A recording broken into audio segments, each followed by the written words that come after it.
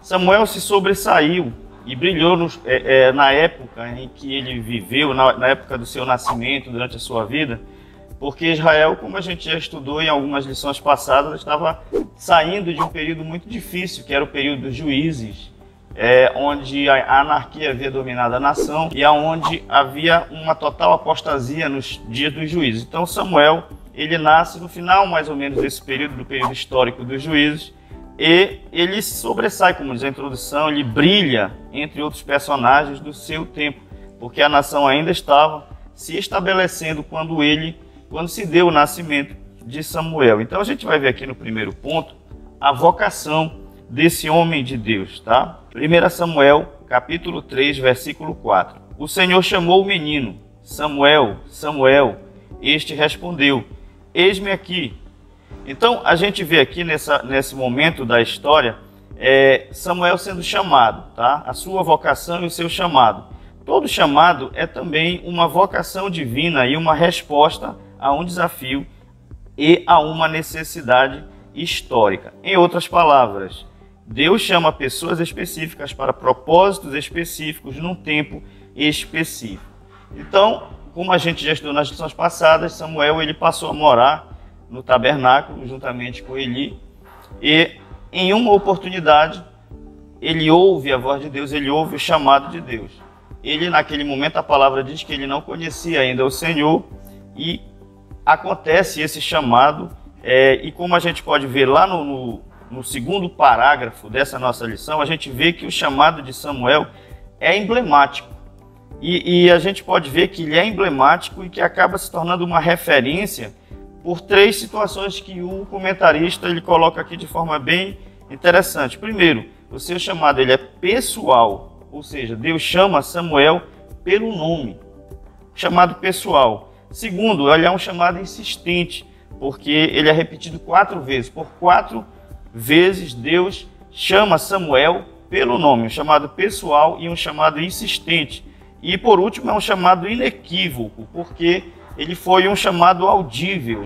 Samuel estava já preparado para dormir quando ele ouve a voz de Deus o chamando pessoalmente, chamado pelo nome. Então é interessante esse chamado aqui, e essa forma pessoal, essa forma insistente e inequívoca. Ele havia chamado Samuel, e Samuel, naquele momento, recebe o seu chamado, a sua vocação, para poder atuar como um grande homem que foi na época da saída do período dos juízes, na transição do período dos juízes para o período da monarquia. E aí fica a nossa reflexão nessa primeira oportunidade, né? O comentarista pergunta aqui, qual o seu chamado? A vida não faz sentido se não estiver cumprido de modo autêntico o caminho que foi nos dado pelo Senhor. Fora do significado próprio de cada um, a vida não faz sentido. Então, esse primeiro subponto do chamado, da vocação de Samuel e do chamado, nos fala no tocante ao nosso chamado, ao nosso próprio chamado. O comentarista pergunta acertadamente, qual é o teu chamado? Qual é o seu chamado? Qual é o meu chamado? Essa é uma oportunidade para a gente chamar os nossos alunos à reflexão. O que é importante a gente observar é que todos nós temos um chamado. Todos nós temos uma vocação. Todos nós temos algum talento para poder desenvolver no reino de Deus. Lembrem lá de Timóteo, lá Paulo falando a Timóteo, lá na sua segunda epístola, no capítulo 1, versículo 6, ele diz assim, por essa razão te lembro que despertes o dom de Deus que há em ti pela imposição das minhas mãos. Então a gente pode observar que Timóteo, já vindo para o Novo Testamento, ele era um jovem tímido, um jovem que tinha uma personalidade muito sentimental em algum momento, mas ele tinha um chamado, e Paulo desperta, recomenda a Timóteo que ele se lembre, desperte o dom de Deus que há nele. Então todos nós temos um chamado. Lá na própria parábola dos talentos, nosso Senhor Jesus Cristo ensinando aos seus discípulos, ele diz que a alguns ele deu 5 talentos, outros 2 e a outro 1, conforme a sua capacidade. O que é que isso tem a ver com nós hoje? Nós temos um chamado. Talvez uns receberam uma responsabilidade maior, outros uma responsabilidade menor, mas todos nós temos um chamado. Olhando para Samuel, olhando para o seu chamado e fazendo essa comparação com nós hoje, nós precisamos entender e refletir qual é o nosso chamado. Mas saiba, todos nós temos um chamado. O segundo subponto, a gente vai refletir sobre a voz de Deus. Lá em 1 Samuel, no capítulo 3, versículo 10, diz assim: Então veio o Senhor e ali esteve, e chamou como das outras vezes: Samuel, Samuel. Este respondeu: Fala, porque o teu servo ouve. Já ensinado por Eli que ele deveria responder à voz que o havia chamado, Samuel responde à voz do Senhor. Ele diz: Fala, porque o teu servo ouve. Nós somos um povo que crê que Deus fala, primeiramente pela sua palavra, mas também de outras maneiras que lhe convirem. E Samuel foi essa pessoa, foi essa personalidade, que esse homem que ouviu várias vezes a voz de Deus. Nós sabemos que Deus fala, e o Deus da Bíblia falou de muitas maneiras. Aqui em Hebreus capítulo 1, o verso 1, diz que Deus havia antigamente falado muitas vezes, de muitas maneiras, aos pais, pelos profetas. A nós falou-nos nesses últimos dias pelo Filho. Ou seja, Deus é um Deus pessoal, é um Deus que busca um relacionamento com os seus filhos. Como o autor da Epístola aos Hebreus falou, no passado Deus falou de várias maneiras, inclusive de voz audível aqui, como, por exemplo, no exemplo de Samuel. E hoje em dia, Deus continua falando. É um Deus pessoal, ele fala através de Jesus, fala através da sua palavra, né? Há falas de Deus que se dirigem a uma única pessoa. Não se assuste. É possível alguém dizer: eu hoje falei com Deus e ele falou comigo. Exatamente porque Deus, ele tem esse desejo de se relacionar com as suas pessoas, com seus filhos. A gente vê Jesus falando lá no Evangelho de João capítulo 16, no versículo 13, quando ele diz assim: Mas quando vier aquele Espírito da verdade, ele vos guiará em toda a verdade, porque não falará de si mesmo, mas dirá tudo o que tiver ouvido e vos anunciará o que há de vir. Ou seja, Deus fala hoje de forma pessoal com as pessoas, com seus filhos, sim, através do seu Espírito Santo, através da sua palavra. A gente não pode delimitar Deus e dizer e achar que ele deve agir apenas de uma certa forma, mas uma coisa é certa: ele fala conosco através do homem interior, né? Através do nosso homem interior, esse conceito que Paulo já vem trazendo nas suas epístolas, em relação a este homem interior, que é a parte mais íntima do ser humano, que é a parte mais profunda, é a parte espiritual do homem.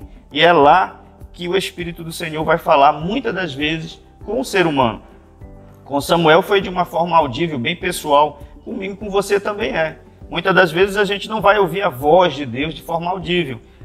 Mas uma coisa é certa: ele fala conosco, ele fala comigo, ele fala com você através do seu Espírito, através da sua palavra, no nosso homem interior, muitas das vezes. O terceiro subponto que a gente vai comentar nesse momento é o novo de Deus. 1 Samuel capítulo 3, versículo 11, diz assim: Disse o Senhor a Samuel: Eis que vou fazer uma coisa em Israel, a qual todos os que a ouvir lhe tinirão ambos os ouvidos. Ou seja, esse novo que o comentarista fala aqui, que Deus vai fazer lá com a nação de Israel, é algo que vai trazer medo, e ele traz até uma linguagem alegórica de tinir os ouvidos, porque as pessoas vão ter medo, vão ter tanto medo que vão tremer as suas orelhas, os seus ouvidos, pelo que Deus ia fazer na nação naquele tempo, naquela época. E Samuel reverte a tendência decadente da liderança que vinha sendo retratada em Juízes. Ele representa um novo tempo de Deus na história de Israel. A nação precisa renovar-se. E aí, falando sobre este novo de Deus, sobre uma renovação, o comentarista pergunta lá no segundo parágrafo, ele pergunta da seguinte maneira: uma pergunta a ser feita é se estamos prontos para o novo de Deus. Estamos? Naqueles dias, a nação precisava de uma mudança em todos os aspectos da vida social da nação de Israel. A gente precisa sempre observar que o período de Samuel é um período de saída do período dos juízes. Como eu falei anteriormente, é um período de transição entre o período dos juízes e a monarquia. Então a nação estava em total anarquia e precisava de uma mudança, precisava de mudar essa tendência decadente. Olhando para nós e trazendo para nós, o comentarista faz essa pergunta: nós estamos preparados para o novo de Deus? E aí ele faz alguns comentários sobre situações próprias até de liturgia de culto, até a questão de usos, de costumes. Mas o que é interessante a gente ver sobre esse novo de Deus é exatamente aquilo que o próprio Jesus trouxe. O nosso Senhor Jesus Cristo, lá no capítulo 22 de Lucas, no verso 20, ele disse assim, olha, falando no tocante à ceia, este cálice é o novo testamento no meu sangue que é derramado por vós. Ou seja, a gente tem uma nova aliança. João 3,3 fala de um novo nascimento. 2 Coríntios 5,17 fala que em Cristo nós somos novas criaturas. E em Efésios capítulo 4, verso 24, o apóstolo Paulo vai falar que nós devemos nos revestir de um novo homem. Então, é isso que a gente precisa refletir hoje sobre o que é esse novo de Deus para a minha vida. Trazendo para a nossa reflexão um novo testamento, ou seja, uma nova aliança de Deus com o seu povo. Um novo nascimento, onde morre um velho homem e nasce um novo para a glória de Deus. Esse novo nascimento nos faz nova criatura. E essa nova criatura é revestida de um novo homem. Então é isso que é interessante para a gente fazer essa reflexão. Não somente em questão de usos, de costumes, ou até mesmo de liturgia de culto, como ele traz aqui, mas num todo, de uma forma geral, falando principalmente a cada um de nós, de forma bem pessoal. Essa é uma forma de a gente ver esse novo de Deus, que muitos pregadores pregam por aí de forma bem entusiasmada, trazendo apenas questões, como o próprio comentarista faz aqui, coisas de culto, usos, costumes, e muitas das vezes a gente deixa de refletir o novo de Deus na nossa vida que já aconteceu, que está acontecendo, de uma nova criatura, de um novo homem, de um novo cântico na nossa boca, de uma nova aliança. É importante a gente fazer essa reflexão nessa oportunidade. E aqui a gente encerra esse primeiro ponto, onde a gente viu a vocação de Samuel, o seu chamado, a voz de Deus e o novo de Deus na vida de Samuel.